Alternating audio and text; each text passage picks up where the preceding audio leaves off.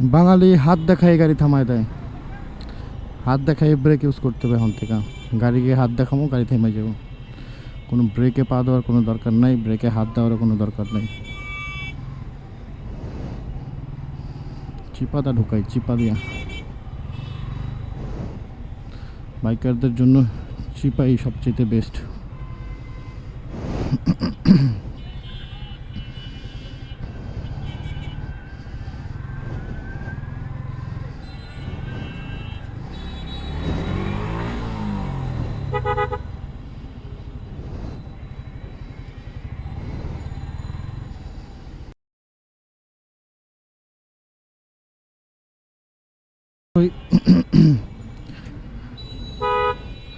আপনি যত বড়ই রোড বানায় দেন না কেন বাংলাদেশে, ওই রোডে জ্যাম থাকবেই।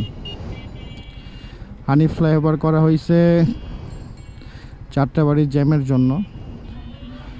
এখন হানি ফ্লাইওভারে 2 ঘন্টা 2.5 ঘন্টা বসে থাকতে হয়, তাহলে এই ফ্লাইওভারের কী লাভ?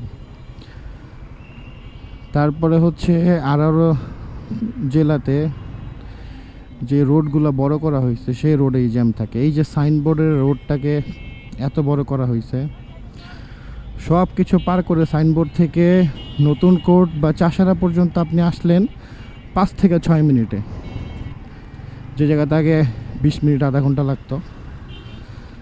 লাভ কি হলো, ফয়দা কি হলো? চাষারার মোড়ে আসার পর আপনার এই জায়গাতে জ্যামে হয়তো আধা ঘন্টা 20 মিনিট চলে যাব, কোনো লাভ হইলো? যারা চাষার আসবে তাদের কোনো লাভ হবে না, কিন্তু যারা নতুন কোর্ট, শিবু মার্কেট, জালকুড়ি আসে তাদের জন্য অনেক ভালো।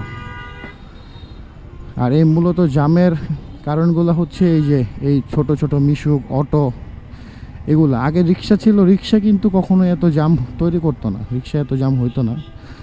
কিন্তু এই যে মিশুক এলা, অটো এলা, এগুলার অনেক ভেরিয়েশন আছে। এগুলা গ্রামগঞ্জে থেকে এখানে 2 জন আসে, আইসা অটো চালায়, একটু ভালো চলে দেখে, পরে আরও 5-6 জন আইসা পরে ওদের দেখা দেখি কাকায় হাত দেখায় সুন্দর চাপাই দিতেছে,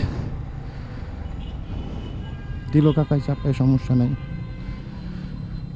তো এই হচ্ছে কারণ, প্রধান কারণ হচ্ছে এই রোডে জ্যাম থাকার। নারায়ণগঞ্জে বের হইলে আপনার রোডে জ্যামে আধা ঘন্টা 40 মিনিট চলে যাবে। এই রোজার মধ্যে এই গরমে বসে থাকতে হয়।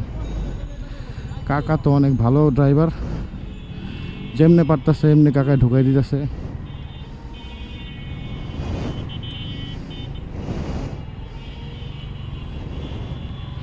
সব ভালো লাগে ভাই, জ্যাম জিনিসটা কারোই পছন্দ না। রোড যতই বড় হোক কোনো লাভ হবে না।